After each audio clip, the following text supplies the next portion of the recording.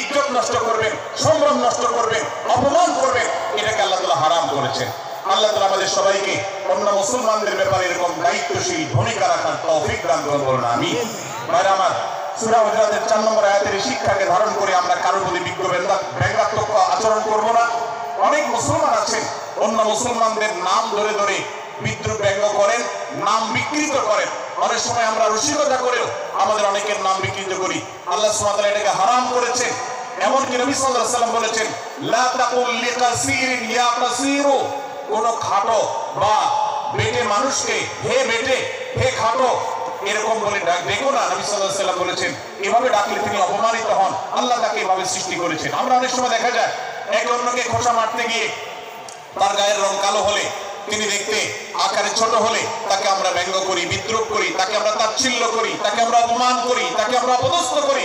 ভাইরা আমার, এটা আমাদের জন্য হারাম। আমি আবার বলছি, চুরি হারাম আমরা জানি, ডাকাতি হারাম আমরা জানি, আমরা অন্যান্য হারামের কথা জানি, কিন্তু এই যে এক মুসলমান অন্য মুসলমানের অধিকার নষ্ট করা হারাম, এটা আমরা জানি না। এক মুসলমান অন্য মুসলমানের নাম বিকৃত করা হারাম, এটা আমরা জানি না। এই ব্যাপারেও আমরা দেখেছি যে আমরা যারা ইসলামের দাওয়াতের কথা বলি, কোরআন হাদিসের কথা বলি, তারাও দেখা যায় সোশ্যাল মিডিয়াতে, ফেসবুকে একদল মুসলমান অন্য দলের মুসলমানদেরকে নানা বাজে উক্তি দিয়ে ডাকাডাকি করে, বিকৃত নামে ডাকে, বিকৃত উপাধি দেয়, খারাপ কথা বলে, অমুকের দালাল তমুকের দালাল ইত্যাদি ধারণা করে কথা বলে।